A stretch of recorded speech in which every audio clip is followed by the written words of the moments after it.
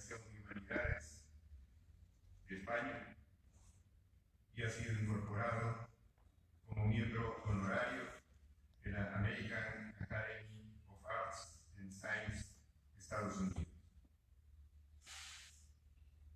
El padre Gustavo Gutiérrez Merino es autor del libro Teología de la Liberación, Perspectivas, publicado en Lima y Bogotá en 1971. Obra considerada de profunda significación para la cultura espiritual de América Latina y que por su aporte al pensamiento teológico contemporáneo ha sido editada en diversas lenguas del mundo, tales como el inglés, con ediciones en Gran Bretaña, Estados Unidos, Filipinas, francés, italiano, alemán, portugués, holandés, griego, polaco, croata, coreano, japonés, vietnamita y chino.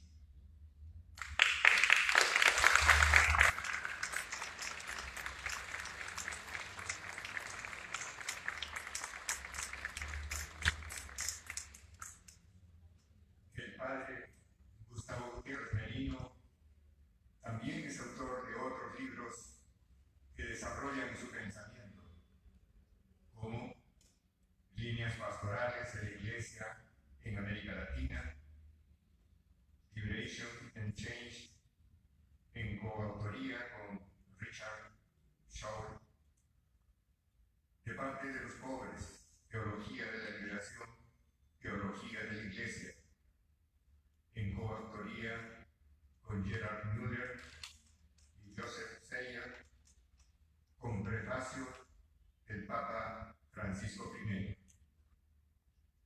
La fuerza histórica de los pobres, beber en su propio pozo, hablar de Dios desde el sufrimiento del inocente. La verdad los hará libres. Dios o el oro en las Indias. El Dios de la vida. Entre las calandrias. ¿Aló? Dedicado a José María Arguedas. ¿Aló? En busca de los pobres de Jesucristo. ¿Aló? Compartir la palabra. Densidad del presente. ¿Dónde dormirán los pobres? Y acordarse de los pobres. Textos esenciales. Además, el padre Gustavo Gutiérrez es autor de numerosos artículos sobre temas de teología, publicados en revistas de Perú, América Latina, Estados Unidos, Canadá y Europa. El padre Gustavo Gutiérrez Merino es el más eminente teólogo nacido en el Perú de hoy, y su obra representa un diálogo de calidad sobresaliente entre la teología y las humanidades.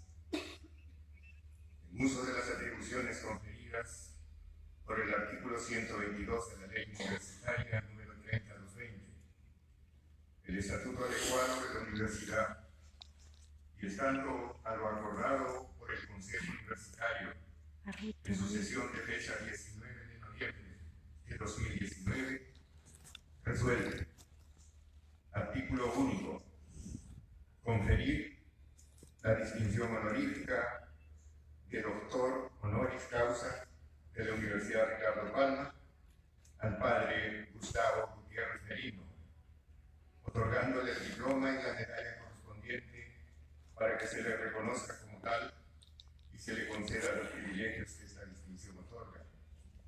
Regístrese y comuníquese, cúmplase y archívese. Elio Iván Rodríguez Chávez, rector y presidente del Consejo Universitario.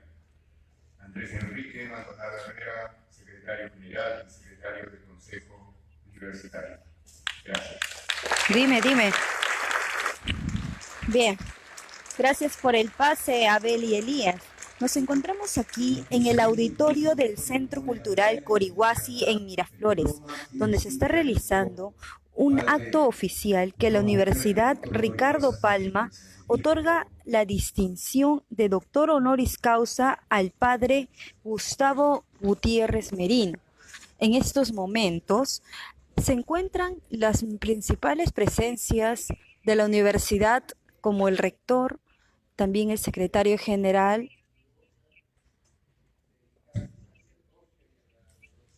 Así también vemos al selectísimo Monseñor Carlos Castillo Magda.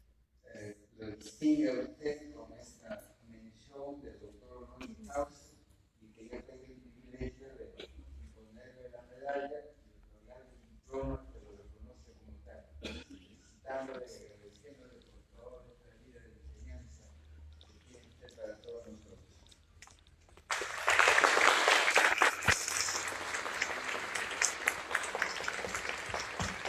Estamos viendo en este momento la presentación, la premiación del padre Gustavo Gutiérrez como doctor honoris causa, premiado por la Universidad Ricardo Palma, acompañado de las principales presencias de el rector, el secretario general de la universidad, así también como el excelentísimo Monseñor Carlos Castillo, arzobispo de Lima.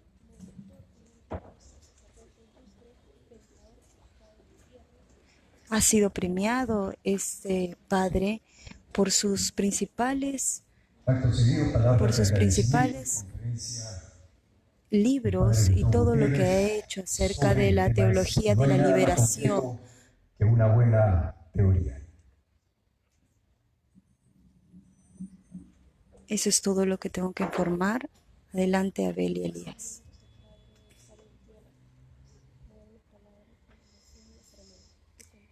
Quiero agradecer muy sinceramente al rector Iván Rodríguez Chávez, a todos ustedes, el inmerecido honor que me hace la Universidad Ricardo Palma al otorgarme un doctorado honoris causa.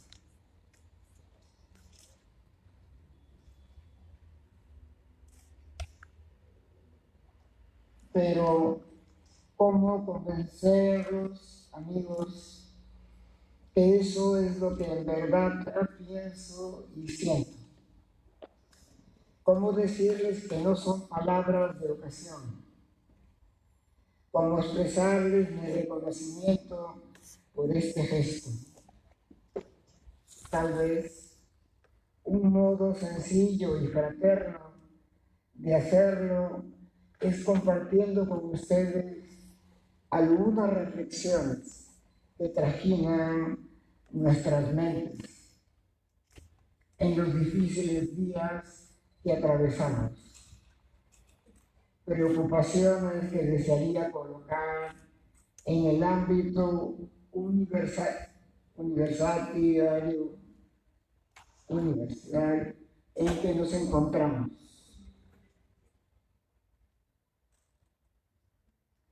Permítanme reflexionar sobre algunos puntos. El Perú es un país de grandes desigualdades y de persistentes desencuentros. Nuestra historia, vieja y nueva a la vez, lejos de superarlos, los ha ahondado y acelerado.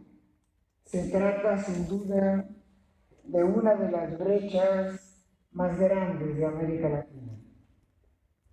En ella se acumulan, no clandestinamente, sino abiertamente, muertes prematuras e injustas, existencias marcadas por la debilidad física y las enfermedades, vidas que se arrastran entre frustraciones y angustias.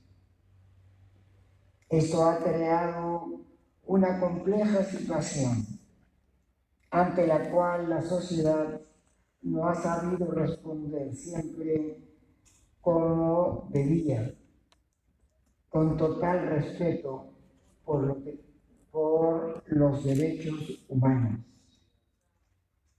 No se trata únicamente de desniveles sociales.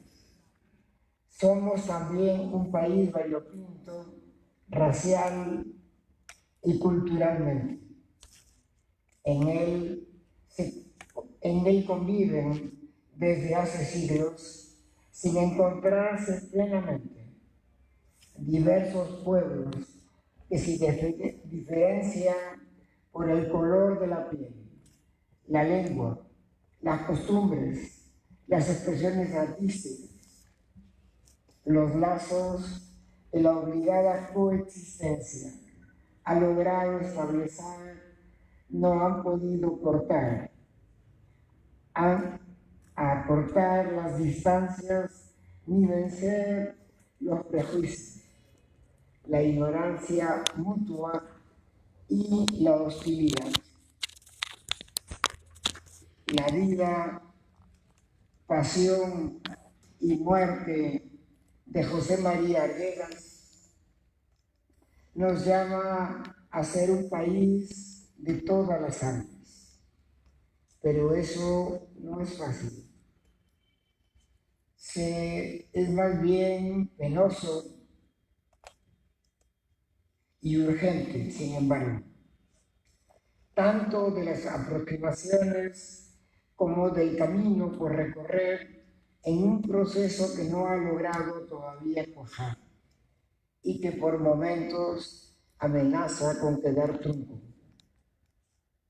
No podemos ni debemos ocultar que en esta heterogeneidad, que sin lugar a dudas es también una riqueza, hay aspectos desgarradores y graves responsabilidades de carácter ético. Ello ocurre cuando, como es el caso, la diversidad comprende el menosprecio por las personas, la ceguera de quienes gozan de privilegios, el convencimiento sin asomo de duda de que unos han nacido en este país para mandar y otros para obedecer. Comprende asimismo actitudes racistas cuyas pretendida inexistencia entre nosotros es una de nuestras mentiras sociales.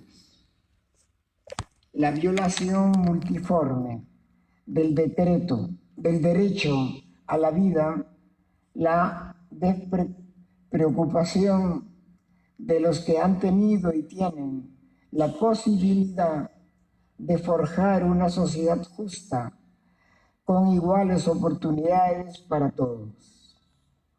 En breve, eso sucede cuando en el seno de esa diversidad y alimentando importantes rasgos de ella, subsiste una grave injusticia social. Como la Biblia lo dice a cada paso y lo dicta el sentido común, no hay paz auténtica sin justicia, sin respeto por los derechos humanos y, claro está, por el primero de ellos, el derecho a la vida. No estamos ante un asunto que pueda ser dirimido únicamente en el campo de la política, por aplicar o de los factores económicos a tener en cuenta. En la raíz hay una cuestión ética de sentido de la persona humana, del porqué de la vida en sociedad.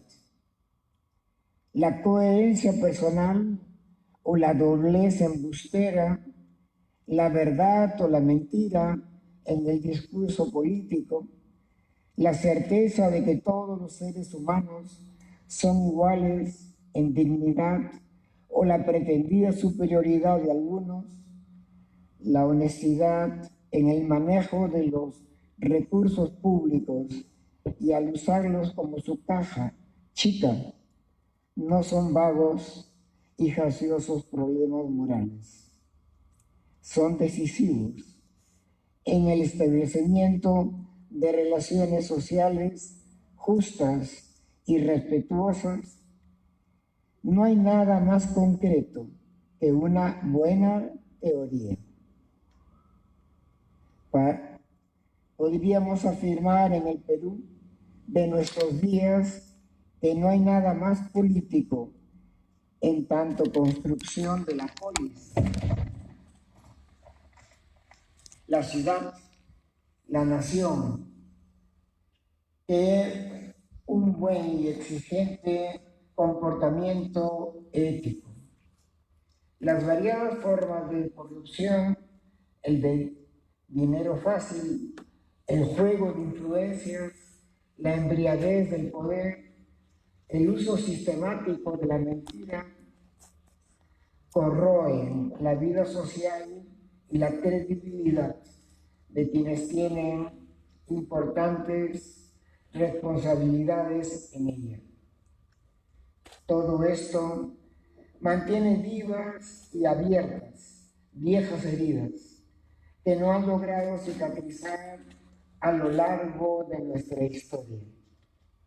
A quien pueda pensar que el panorama descrito es sombrío, conviene decirle que la realidad, al menos de una parte sustancial de ella, lo es, aún más, sobre todo para los pobres del país. Si queremos revertir esa situación, debemos tener el coraje de mirar cara a cara, sin ningún tipo de subterfugios o escapatorias. Es frecuente afirmar que abrazamos una grave crisis, un momento en el que, para decirlo con Vallejo, la resaca de todo lo vivido y sufrido en nuestra historia se ha emposado en el alma nacional. No obstante, las posibilidades de hacer de este país una nación para todos están presentes. Hay algo pese a todo provisor en el hecho de que cada vez conocemos mejor nuestra realidad presente. Asistimos en el país a cambios profundos que no se reducen a situaciones coyunturales y efímeras. Se trata de algo que lleva varias décadas y que echa sus raíces lejos en nuestro devenir histórico. Las transformaciones a las que aludimos no se dan en la superficie de la actualidad, en la que discurren las ambiciones políticas episódicas y las frivolidades de quienes no ven más allá de sus ganancias. Esos caminos se producen más bien en el subsuelo de la nación. Eso es lo que estamos viviendo. No nos dejemos aprisionar por la coyuntura y la anécdota. Ya no es necesario hacer largos viajes para hallar el Perú profundo de que hablaba Basadre. Las entrañas de la nación, con su coraje de hambre y marginación, pero también de posibilidades y de energías irrumpen el conjunto del territorio y vienen a nuestro encuentro. Hoy el Perú profundo está en todas partes. Lima, la capital que ha vivido de espaldas al país, es hoy la ciudad con mayor número de quechua hablantes del Perú. Por otro lado, en los últimos años hemos asistido al creciente protagonismo de las poblaciones amazónicas en defensa de su territorio y otros derechos. La cruel realidad e igualmente la variada riqueza de nuestra patria se abre en la conciencia de los peruanos lenta y costosamente. No todo en lo que así emerge y golpea sentimientos y pensamientos, pero es mejor saberlo que continuar ignorándolo o peor todavía, fingir que lo desconocemos. Es un proceso que nos obliga a dejar viejas categorías y a abrirnos a nuevas formas de entender las cosas. Debemos aceptar ese reto. Estos sucesos han llevado, por ejemplo, a hablar de informalidad en varios terrenos de la vida nacional. Al asunto le han sido dedicados serias investigaciones y agitados debates, pero indudablemente siempre se es informal en relación con una determinada formalidad. Y es esta, tal vez, la que debe ser cuestionada. El hecho es innegable, pero no podemos esquivar la preocupación de que estemos también incluyendo la búsqueda de nuevos caminos para una necesaria autonomía de sectores hasta hoy olvidados y postergados. Aceptar el desafío a la creatividad que nos viene de la situación que se dibuja de este tocar tierra en cuanto al conocimiento del país, supone encontrar los caminos de una auténtica democracia. Esta es, ante todo, un estilo de vida, un modo de comportarse socialmente. Ella implica como un elemento esencial la transparencia de las decisiones que deben normar la convivencia social. Sartori, un pensador italiano, decía que para entender la democracia, el saber bastaba con saber quién, dónde y por qué se forman determinadas opciones. Es un derecho de todo ciudadano y una condición indispensable para sentirse miembro de una nación. Somos conscientes de lo lejos que hemos estado al respecto en el Perú de ayer y que estamos tal vez en el de hoy. Esa transparencia se opone a la mentira, que al hacer de la democracia una meta frustrante provoca escepticismos que pueden llevar a un pueblo a la desesperación o hacerlo presa fácil e inerme de toda clase de mesianismos políticos. Discernir en la crisis actual percibir su hondura más allá de la coyuntura y saber salir de ella con imaginación implica liberarse de una de las peores lacras que enferman y envenenan la relación entre peruanos. Nos referimos a lo poco que parece valer la vida humana entre nosotros. Los ejemplos, pese a todas las explicaciones y justificaciones que se quieran dar, están allí, hiriendo nuestros ojos y nuestros corazones. Son tan claros y tan frecuentes que es inútil entrar en detalles. Eso es lo que no podemos aceptar como seres humanos y como ciudadanos.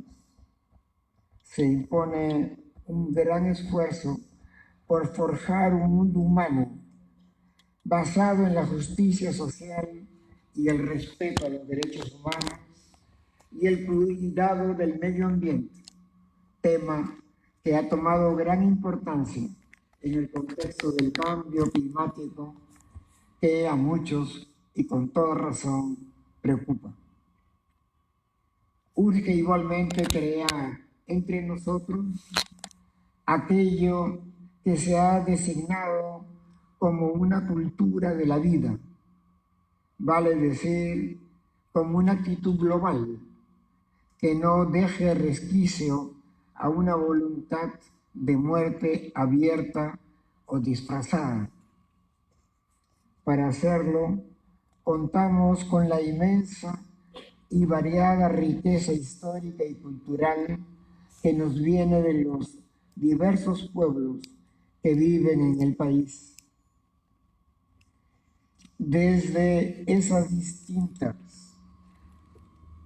y distantes vertientes, sin que una se imponga a la otra, será posible esa nación para todos los que la anhelamos. Necesitamos conocer, reconocer esta patria nuestra en sus alturas y en sus profundidades, en sus anchuras y en sus estrechezas, en sus posibilidades y en sus callejones sin salida. De otro modo, no sería vial lograr lo que Juan Poma llamaba un buen gobierno. En este saber, el papel de la universidad es insustituible de su calidad académica, científica y técnica. Depende que pueda cumplir la tarea que el país necesita. Está claro para todos que hoy, a nivel internacional, la línea divisoria entre el norte y el sur está trazada con rasgos cada vez más netos por la llamada revolución tecnológica, ahondando las consecuencias de la colonialidad del saber, que también trabajó nuestro recordado amigo y catedrático de esta casa de estudios, Aníbal Quijano. Esta revolución tecnológica se ha convertido además en el mayor factor de acumulación económica de los países opulentos. Naciones como la nuestra van quedando a la saga, a la vez que aumentan su dependencia de los países que disponen de grandes recursos en este terreno. Esto da lugar a nuevas ondas de desigualdades en las que la exclusión de los pobres se presenta de modo más disimulado. Por esa razón, Hannah Arendt dice que el pobre es aquel que no tiene derecho de tener derechos. Este hiato no se halla así solo en el panorama mundial. El asunto se reproduce a nivel nacional en el lacerante descenso del nivel educativo o en el campo público, el abandono económico en que los diversos gobiernos han tenido a los maestros y profesores universitarios en este tiempo, están creando dos clases de peruanos: los pocos que tienen acceso a instituciones de enseñanzas solventes académicamente dentro o fuera del país, en general costosas y privadas, y la inmensa mayoría que avanza penosamente desde la primaria a la universidad en centros de bajo nivel, acumulado más años de estudios, que ha acumulado más años de estudios que de conocimientos. Por eso, y por elementales razones de igualdad social, debemos tener abiertas las universidades a los jóvenes de todas las capas sociales socioeconómicas del país. Debemos exigir al Estado, todos a una, que cumpla con su responsabilidad en un campo decisivo del quehacer nacional. Sin embargo, no basta la capacitación profesional y técnica. Es necesario que quienes tengan acceso a ella pongan sus conocimientos al servicio del país y muy concretamente de los sectores más pobres y olvidados. Frente a un individualismo exacerbado y prepotente que aconseja por todos los medios que pensemos solo en nosotros, debemos reafirmar la solidaridad. La suma de individuos que se replieguen sobre sí mismos y que avanzan por caminos paralelos no hace un pueblo. Se trata simplemente de una masa sin fuerza ni proyecto preparado para la manipulación de quienes disponen de los diferentes resortes del poder. Lejos de nosotros la idea de desechar las potencialidades de cada uno. Se trata de ver qué sentido acordarles y de ser conscientes que la igualdad social no está en el punto de partida, sino en el de llegada de nuestro proceso como país. Aquí también una ética de la solidaridad surge como más humana y realista, dando un marco adecuado y constructivo al despliegue de las capacidades personales. La situación de la mujer en nuestra sociedad, pese a ciertos pasos positivos, se halla en una escala de valores que evidencia un profundo desdén por su condición humana, a quien se le niega la plenitud de sus derechos como personas. A ellas corresponden las tareas inferiores en la familia, en el trabajo, en la organización social, en la iglesia. Pero es claro, ese menosprecio es sobre todo una degradación del varón como ser humano. La comprensión de que la mujer tiene iguales derechos que el hombre no es un favor, es el reconocimiento de una necesaria equidad. Personas competentes las hay en el país. Ahí están los numerosos estudios consagrados a muy diversos aspectos de nuestra historia, mundo cultural y físico, situación social y posibilidades de desarrollo. De su calidad no hay la menor duda. Al mismo tiempo, doloroso contraste. Vivimos con tantos y tan agudos problemas no resueltos. Tememos que en muchos casos los conocimientos adquiridos nos hayan servido como herramienta para una transformación de nuestra sociedad, sino para fabricar un mundo en el que se encierren los poseedores de esas capacidades. En ese caso estamos ante una perversión del conocimiento y sucede que, como dice el Evangelio, la luz se convierte en oscuridad.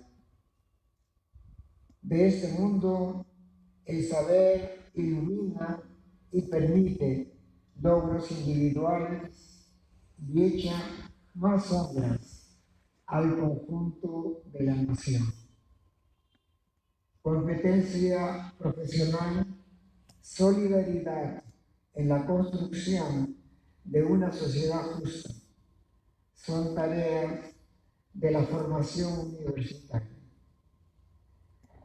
Pero lo es también el ayudarnos a todos a mirar lejos, a no caer en actitudes nostálgicas que nos fijan al pasado y nada construyen, a no encerrarnos en el momento presente, a tomar conciencia de nuestras energías y posibilidades como pueblo.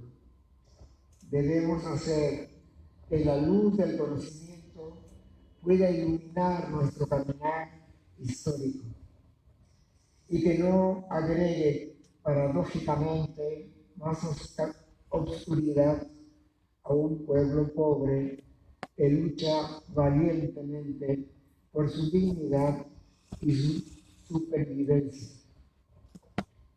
El gran reto de la juventud es asumir su tarea ante los espinosos problemas del país, ante el sufrimiento y las expectativas de tantos de sus habitantes, no traicionar su responsabilidad con el pueblo al que pertenecen.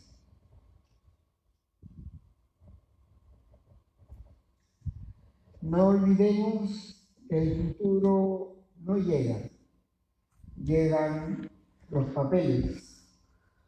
No, el futuro hay que hacer nuestro futuro.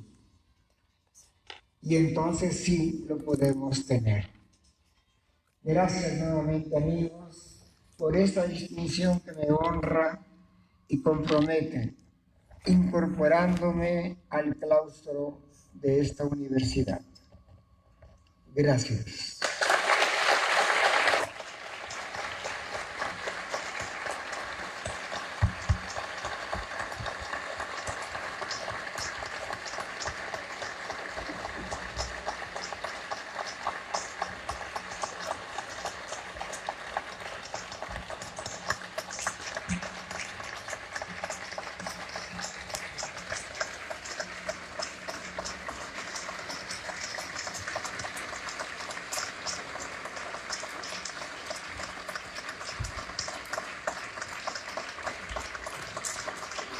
Todo nuestro afecto, todo nuestro cariño al trabajo del reverendo padre Gustavo Gutiérrez Merino. Y antes de escuchar el mensaje del Monseñor Carlos Castillo Matasoglio y de nuestro rector, hacemos un brevísimo momento musical escuchando dos canciones tocadas por el guitarrista Brani Pérez.